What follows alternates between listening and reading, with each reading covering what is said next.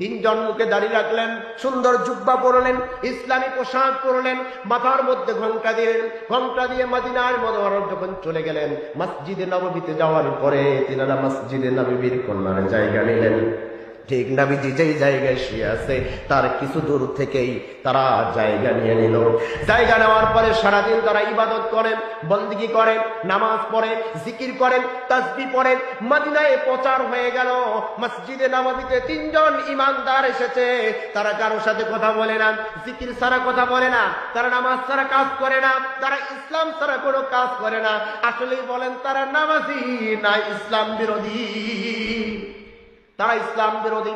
এক পর্যায়ে কিছুদিন যেতে যেতে তারা দিন হয়ে গেলেন, আল্লাহর ইবাদতে লেগে যায়। রাত হয়ে যায়, যখন সবাই ঘুমিয়ে যায়, যখন তারা নবীজির লাশ চুরি করার জন্য মাটির নিচ দিয়ে গর্ত করে, ঠিক তখন আর এই কোরআনকে নিয়ে আমার দেশে যদি ব্যঙ্গ করা হয়, এই কোরআনকে নিয়ে আমার দেশে যদি বাজে কোনো মন্তব্য করা হয়, এই কোরআনের বিরুদ্ধে যদি স্লোগান দেওয়া হয়, কিন্তু আমার দেশের মুসলমানরা তা মেনে নেবে না। কথা বলেন, কথা ঠিক কিনা?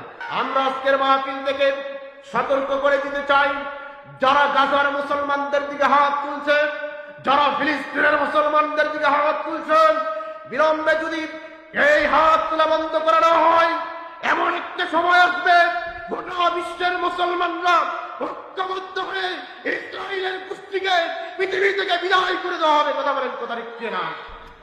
আলহামদুলিল্লাহ নাহমাদুহু ওয়া নাস্তাঈনুহু ওয়া নাস্তাগফিরুহু ওয়া নু'মিনু বিহি ওয়া নাতাওয়াক্কালু আলাইহি ওয়া নাউযু বিল্লাহি মিন শুরুরি আনফুসিনা ومن سيئات أعمالنا من يهده الله فلا مضل له ومن يضلله فلا هادي له ونشهد أن لا إله إلا الله وحده لا شريك له ونشهد أن محمدا عبده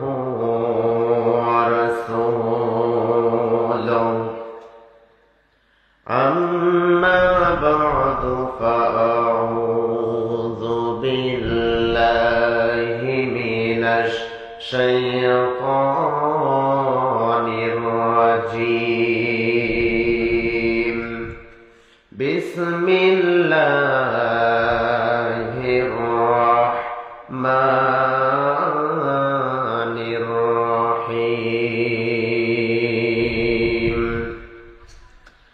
يريدون ليطفئوا نور الله بأفواههم والله متم نوره ولو كره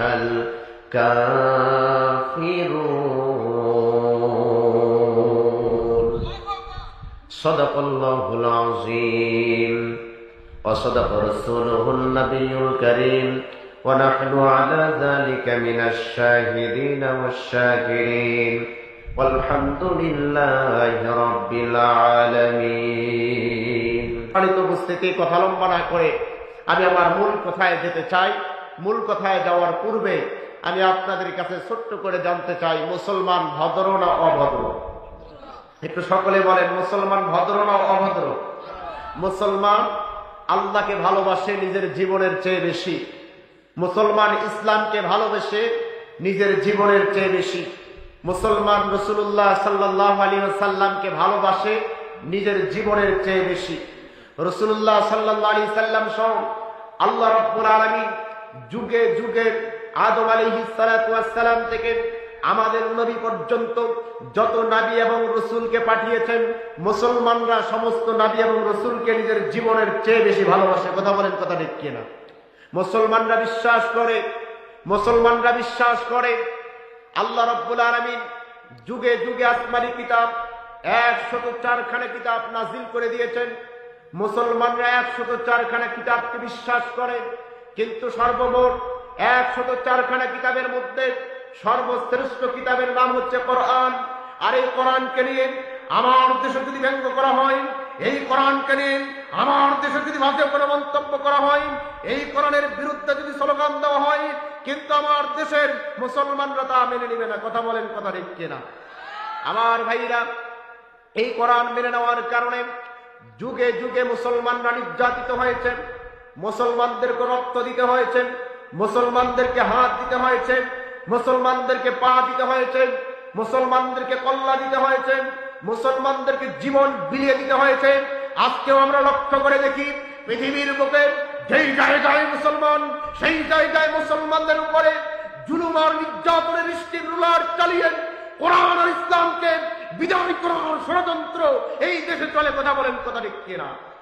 আমরা আজকের মাহফিল থেকে সতর্ক করে দিতে চাই, যারা গাজার মুসলমানদের দিকে হাত তুলছে, যারা ফিলিস্তিনের মুসলমানদের দিকে হাত তুলছেন, বিলম্বে যদি এই হাত তোলা বন্ধ করা না হয়, এমন একটা সময় আসবে গোটা বিশ্বের মুসলমানরা ঐক্যবদ্ধ হয়ে ইসরায়েলের কুস্তিকে পৃথিবী থেকে বিদায় করে দেওয়া হবে। কথা বলেন, কথা ঠিক কিনা?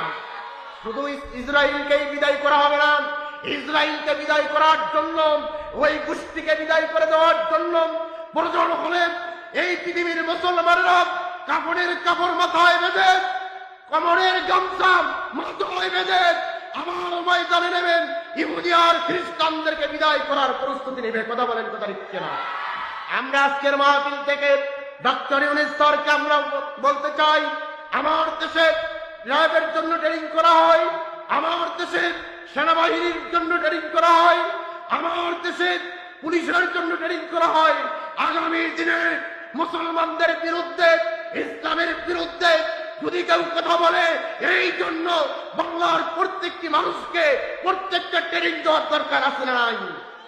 প্রত্যেকটা ট্রেনিং নিয়ে মুসলমানরা বীরের জাত হয়ে ময়দানে নেমে থাকবে। যদি রাসূলুল্লাহ সাল্লাল্লাহু আলাইহি সাল্লাম আর কোরআনকে নিয়ে বাজে মন্তব্য করে, মুসলমানরা সেই জায়গায় ময়দানে নেমে পড়বে। কথা বলেন, কথা ঠিক কিনা? এই জন্য আসুন, পৃথিবীতে তারা যতই চেষ্টা করুক কোরআনকে ধুয়ে দেওয়ার জন্য পারবে না। কারণ যুগে যুগে লক্ষ্য করে দেখেছেন, আবু জেহেল চেয়েছিল কোরআনকে বিদায় করে দেওয়ার জন্য, আবু লাহাব চেয়েছিল কোরআনকে বিদায় করে দেওয়ার জন্য। শুধুমাত্র এতটুকু নয় যে আবু জেহেল নবী করিম সাল্লাল্লাহু আলাইহি সাল্লামকে বিদায় করে দেওয়ার জন্য রাস্তার মধ্যে গর্ত খুঁড়ে সেই গর্তের উপরে কাটা খড়ি ঢেকে দিয়া নবীজিকে ফেলাই দিয়া সেই গর্তের চাপা দিয়ে হত্যা করবে। আল্লাহ রাব্বুল আলামিনের কুদরতি ফায়সালা সেই গর্তের মধ্যে আবু জেহেলকেই ফেলায়া তাকে জলবের শিক্ষা দিয়েছে। কথা বলেন, কথা ঠিক কিনা? বর্তমান নাস্তিক এবং কাফেরদেরকে সতর্ক করে দিতে চাই, তোমরা যদি সতর্ক হও তাহলে তোমরা লক্ষ্য করো আবু জেহেলের দিকে, তোমরা লক্ষ্য করে ফেরাউনের দিকে, তোমরা লক্ষ্য করো নমরুদের দিকে, তোমরা লক্ষ্য করো হামানের দিকে, তোমরা লক্ষ্য করো সাজ্জাদের দিকে। তাদের যে হাল ইসলামের বিরোধিতা করার কারণে হয়েছে, যুগে যুগে যারা ইসলামের বিরুদ্ধে যাবে তাদের ওই তো সহি হবে। কথা বলেন, কথা ঠিক কিনা? আমরা কিছুদিন পূর্বে লক্ষ্য করেছি যে স্বৈরা শাসক বাংলার জমিন থেকে পালিয়ে গেল ইন্ডিয়ার জমিনে। তিনার বাবাকে জাতির পিতা বলে ঘোষণা দিয়েছিল। যেই জাতির পিতা বলে ঘোষণা দেওয়ার কারণে বাংলাদেশের তাওহীদি জনতা মেনে নিতে পারে নাই। কত আলেমকে বিরোধিতা করার কারণে জেল খাটতে হয়েছে, রক্ত দিতে হয়েছে, আয়না ঘুরে যেতে হয়েছে এবং উলামায়ে কেরামকে ফাঁসির কাস্টে ঝুলতে হয়েছে। কিন্তু রক্ত দিয়েছে মুসলমানরা, মুসলমানরা দুনিয়া থেকে বিদায় হয়েছে, কিন্তু মুসলমান এখনো আছে, তুমি হাসিনা নাই। কথা বলেন, কথা ঠিক কিনা? আমরা বলতে চাই, ইসলামের বিরোধিতা করে কেউ টিকে থাকতে পারে নাই, আর বর্তমানও পারবে না, ভবিষ্যতেও পারবে না। আল্লাহ আমাদের সকলকে ইসলামের জন্য কবুল করুক। সকলে বলুন আমিন। সম্মানিত উপস্থিতি, যুগে যুগে তারা কোরআনের আলোকে নিভিয়ে দিতে চেয়েছিল, এই কথাটা আল্লাহ কোরআনের মধ্যে রেকর্ড করে দিয়েছে। বলেন না সুবহানাল্লাহ। আল্লাহ রাব্বুল আলামিন বলেন, নবীজি আপনাকে বিদায় করতে চেয়েছেন, আপনার কোরআনকে বিদায় করার জন্য কাফের বেঈমানেরা সিদ্ধান্ত নিয়েছিল, যার কারণে আপনি যেই জায়গায় কোরআনের দাওয়াত দিয়েছিলেন সেই জায়গায় আবু জেহেল, আবু লাহাব, উতবা, শাইবা তাদের গোষ্ঠীরা বাধা দিয়েছিল। বাধা দিয়ে মুসলমানদেরকে সেই জায়গা থেকে ঘুরিয়ে আনতে চেয়েছিলেন। আর যেই জায়গায় কোরআনের কথা বলা হবে, ইসলামের কথা বলা হবে, সেই জায়গায় তারা অবস্থান করেছিল। এই কথাটা ১৫০০ বছর আগে আল্লাহ রাব্বুল আলামিন কোরআনে ঘোষণা করে দিয়েছেন। আল্লাহ রাব্বুল আলামিন বলেন, وقال الذين كفروا لا تسمعوا لهذا القرآن والغوا فيه لعلكم تغلبون।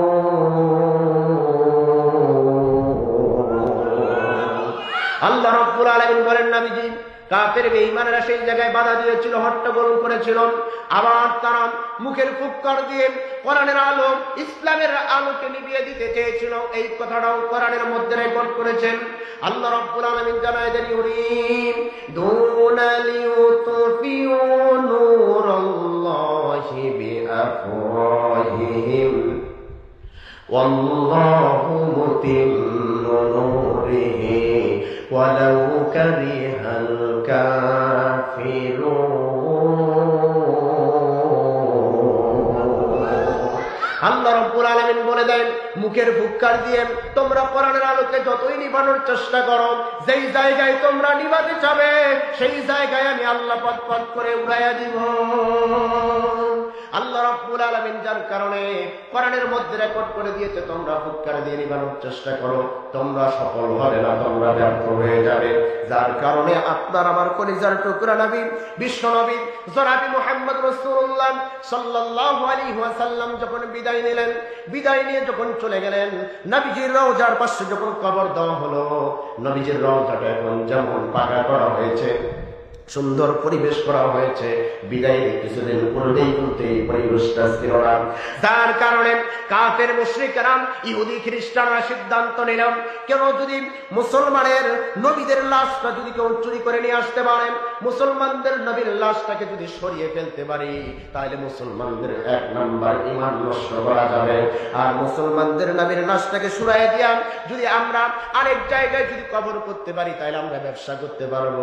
যার কারণে নবীজি দুনিয়া থেকে বিদায় নেওয়ার পরও নবীজির লাশ মোবারক নিয়ে পর্যন্ত ইহুদি খ্রিস্টানরা ষড়যন্ত্র করেছে। কথা বলেন, কথা ঠিক কিনা?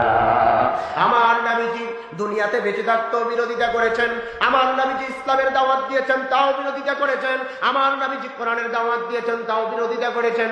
আমার নবী দুনিয়া থেকে বিদায় নিয়ে চলে গেছে, তারপরও আমার নবীর বিরোধিতা করেছে। কথা বলেন, কথা ঠিক কিনা?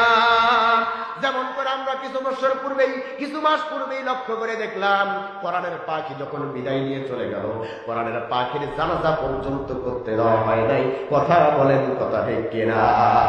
তার মানে নবীজির লাশটা দেখেও তারা ভয় পায়, মুসলমান যারা তাদের লাশ দেখেও কাফের বেঈমানেরা, মুশরিকেরা ভয় পায়। কথা বলেন, কথা ঠিক কিনা?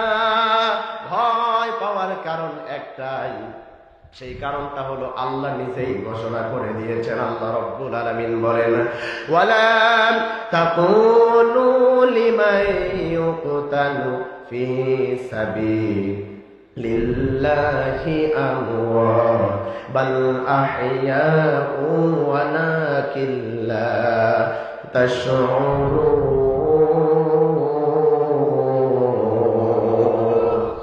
আল্লাহ রাব্বুল আলামিন বলেন, যারা কোরআনের জন্য, যারা ইসলামের জন্য, যারা নিজের জীবনকে বিলিয়ে দেয়, তাদেরকে তোমরা মৃত বলো না, বরঞ্চ তারা জীবিত। কথাটা কার? কথা বলেন না কেন? কথাটা কার? তার মানে যারা আল্লাহর জন্য নিজের জীবনকে বিলিয়ে দেয়, তারা মরে না, তারা জীবিত। কাফের মুশরিকেরা এটা জানে, মুসলমানদের মৃত দেহটাও তাদের জন্য বিপজ্জনক। এই জন্য তারা লাশকে নিয়ে ষড়যন্ত্র করে, মুসলমানরা মরে গেলেও ষড়যন্ত্র করে, মুসলমানরা বেঁচে থাকলেও ষড়যন্ত্র করে। ঠিক কিনা? আমার ভাইরা, শুধু নবীর উম্মত মরে গেলে বিরোধিতা করে নাই, আপনার আমার কলিজার টুকরা নবীজির লাশটাকে নিয়ে তারা ষড়যন্ত্র করেছিল ইহুদি খ্রিস্টানরা।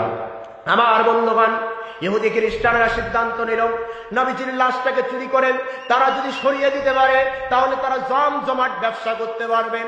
এই সিদ্ধান্ত নিয়ে তারা প্রতিনিধি সৃষ্টি করলো, কাদেরকে পাঠানো যায়, কাদেরকে পাঠানো যায়, কারা গেলে নবীজির লাশটাকে চুরি করে নিয়ে আসতে পারবে। ইহুদি খ্রিস্টানদের দাড়ি নাই, তারা ইসলাম বুঝে না, ইসলাম মানে না। যার কারণে ইহুদি খ্রিস্টানেরা সিদ্ধান্ত নিল, যদি মাদিনায় যে নবীজির লাশটাকে যদি চুরি করতে হয় তাহলে মুসলমানের ভেষ নিয়েই ঢুকতে হবে। কথা বলেন, কথা ঠিক কিনা? যেমন করে আজকে আমাদের সমাজের মধ্যে দেখি মসজিদে অনেক সময় জোতা থাকে না, জোতা চুরি হয়ে যায়। কথা বল না কেন? চোর চোর চোর মুসল্লির ভেষ নিয়ে মসজিদে ঢুকে জোতা চুরি করে। নামাজি কোনোদিনও মসজিদের মুসল্লির জোতা চুরি করে না, ঠিক কিনা? তার মানে চোর নামাজির ভেষ ধরে মসজিদে যে জোতা চুরি করে মুসল্লির, আর নামাজির নামাজ পড়ার জন্য যায়, এরা জোতা চুরি করার জন্য যায় না। কথা বলেন, কথা ঠিক কিনা? ইহুদি খ্রিস্টানেরাও জানে নবীজির লাশটাকে যদি চুরি করতে হয় তাহলে মুসলমানের ভেষ নিয়ে যেতে হবে। ইহুদি খ্রিস্টানের ভেষ নিয়ে গেলে মদিনায় ঢুকতে দিবে না। যার কারণে তারা তিনজন প্রতিনিধি সৃষ্টি করলো। তারা তিনজনকে পুরস্কারের লোভ দেখালো, টাকার লোভ দেখালো। টাকার লোভ দেখানোর কারণে তিনজন মুখে দাঁড়িয়ে রাখলেন, সুন্দর জুব্বা পরলেন, ইসলামী পোশাক পরলেন, মাথার মধ্যে ঘোমটা দিলেন। ঘোমটা দিয়ে মদিনার মুনাওয়ারা যখন চলে গেলেন, মসজিদে নববীতে যাওয়ার পরে তিনারা মসজিদে নববীর কর্নারে জায়গা নিলেন। ঠিক নবীজি যেই জায়গায় শুয়ে আছে তার কিছু দূর থেকেই তারা জায়গা নিয়ে নিল। জায়গা নেওয়ার পরে সারাদিন তারা ইবাদত করেন, বন্দেগী করেন, নামাজ পড়ে, জিকির করেন, তাসবিহ পড়েন। মদিনায় প্রচার হয়ে গেল, মসজিদে নববীতে তিনজন ইমানদার এসেছে।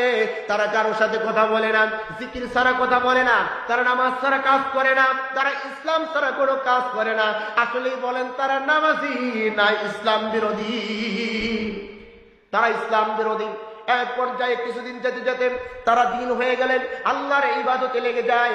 রাত হয়ে যায়, যখন সবাই ঘুমিয়ে যায়, যখন তারা নবীজির লাশ চুরি করার জন্য মাটির নিচ দিয়ে গর্ত করে, ঠিক তখন এক পর্যায়ে গর্ত খুঁড়তে খুঁড়তে নবীজির কাছাকাছি যখন চলে গেছে, নবীজি তদানীন্তন সময়ের যে বাদশাহ ছিল, যে ক্ষমতায় ছিল, তিনার নাম ছিল বাদশাহ নুরউদ্দিন।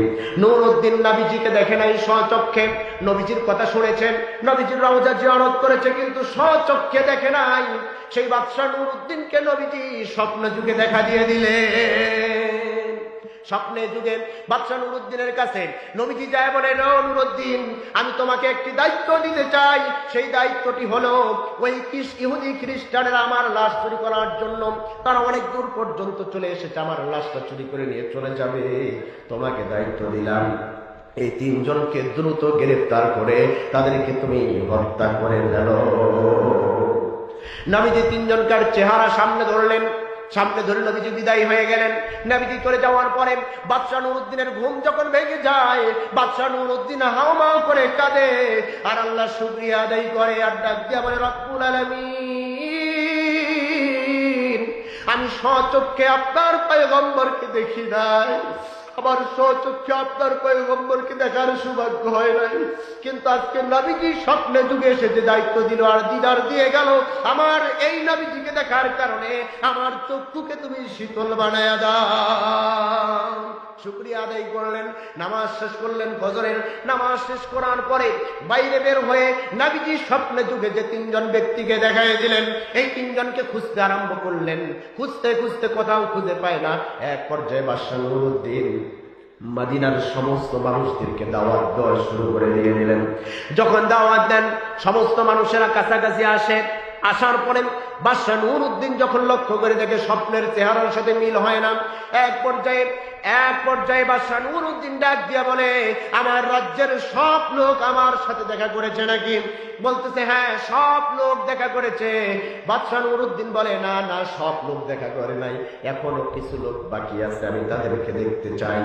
এক পর্যায়ে একজন দাঁড়িয়ে ডাক দিয়া বলে, বাদশাহ নুরউদ্দিন, আমি লক্ষ্য করে দেখেছি মসজিদে নববীতে তিনজন আল্লাহর বান্দা এসেছে, তারা বড় বুজুর্গ, তারা এত বড় বুজুর্গ, কেউ দাওয়াত দিলে যায় না, কারো বাড়িতে খেতে যায় না, কারোর সাথে কথা বলে না, সারাদিন শুধু আল্লাহর ইবাদত আর গোলামি করে। আমরা লক্ষ্য করেছি তিনজন তারা ওই জায়গায় আছে। বাদশাহ নুরউদ্দিন খবর পাঠিয়ে দিলেন, যাও যাও ওই তিনজনকে ডাক দিয়ে দ্রুত আমার কাছ পর্যন্ত নিয়ে আসো। বলেন না সুবহানাল্লাহ। তিনজনকে যখন আবার যে বলা হয়, তিনজনে এক বাক্যে ডাক দিয়ে বলেন, আমরা যদি বাইরে যাই, বাদশাহ নুরউদ্দিনের সামনে যদি যাই, আমাদের বুজুর্গি নষ্ট হয়ে যাবে, আমরা যেতে পারবো না। এই কথা যখন বাদশাহ নুরউদ্দিনের কান পর্যন্ত যখন চলে গেল, বাদশাহ নুরউদ্দিন এবার ডাক দিয়ে বলতেছে, ঠিক আছে, তারা যদি না আসে, আমি বাদশাহ নুরউদ্দিন নিজেই তার কাছে চলে যাব। একটু জোরে বলা যাবে কি মারহাবা? বাদশাহ নুরউদ্দিন মদিনাতে চলে গেলেন, মসজিদে নববীতে চলে গেলেন। যাওয়ার পরে দূর থেকে লক্ষ্য করে দেখে তিনজন ঘোমটা দিয়ে একজনের জিকির করে, তার নাম কি? কথা বলেন না কেন? কার? আল্লাহর জিকির করে জবানে, আর মনে মনে ষড়যন্ত্র করে নবীজির লাশ চুরি করান। এক পর্যায়ে বাদশাহ নুরউদ্দিন যখন কাছাকাছি চলে গেল, কাছাকাছি যাওয়ার পরে বাদশাহ নুরউদ্দিন দূর থেকে কাছে যাওয়ার পরে পিছন থেকে যখনই রুমাল ধরে টান দিছে, যারা যখনই মাথাটা উঁচু করে লক্ষ্য করে দেখে, বাদশাহ নুরউদ্দিন স্বপ্নের যুগে নবীজি যে তিনজন কাকে দেখায় দিছে, বাদশাহ নুরউদ্দিনের সামনে তিনজন বসে আছে। বাদশাহ নুরউদ্দিন সঙ্গে সঙ্গে তাদেরকে গ্রেফতার করে ফেললেন। গ্রেফতার করে তাদেরকে ডাক দিয়ে বলে, বলো বলো, দ্রুত বলো, কোন দিক দিয়ে গর্ত করেছ আমার নবীর লাশ বের করার জন্য? বাদশাহ নুরউদ্দিনকে যখন দেখিয়ে দেয়, বাদশাহ নুরউদ্দিন ওই গর্ত দিয়ে হামাগুড়ি দিয়ে ঢুকতে ঢুকতে লক্ষ্য করে দেখে, আর এক হাত অথবা সোয়া হাত খুঁড়তে পারলে আমার নবীর লাশটাকে তারা চুরি করে নিয়ে যেত। আমার নবীজি পা গুলি দেখা যাচ্ছে। বাদশাহ নুরউদ্দিন ওই দিক দিয়ে ঢুকে কিছু মাটি ভেঙে পড়েছে, ওই দিক দিয়ে ঢুকে নবীজির জলজল জান্নাতি পা, নূরের পা যখন দেখা পায়, বাদশাহ নুরউদ্দিন নবীজির দুইটা পা জড়িয়ে ধরে বুকের সাথে দেখা করেছে। বাদশাহ নুরউদ্দিন পা দুইটা জড়িয়ে ধরে ডাক দিয়া বলি, ইয়া রাসূলুল্লাহ, আপনি আমাকে যে দায়িত্ব দিয়েছেন, এই দায়িত্বটা পালন করতে হয়তোবা দেরি হয়ে গেছে, আপনি আমার উপর রাগ করিয়েন না। আর কাল কিয়ামতের ময়দানে আমাকে উম্মত বলে আপনি সুপারিশ করে জান্নাতের মেহমান বানায় নিয়ে। আমার ভাইরা, এখান থেকে শিক্ষা নিতে হবে, ইহুদি খ্রিস্টানরা শুধু বর্তমান মুসলমানের উপর নির্যাতন করে আর মুসলমানের লাশের উপর নির্যাতন করে, শুধু এতটুকু না, আমার নবীর উপর জুলুম আর নির্যাতনের স্টিমুলার চালিয়েছিল। আমার নবীর লাশ মোবারক চুরি করা পর্যন্ত তারা সিদ্ধান্ত নিয়েছিল, ঠিক কিনা?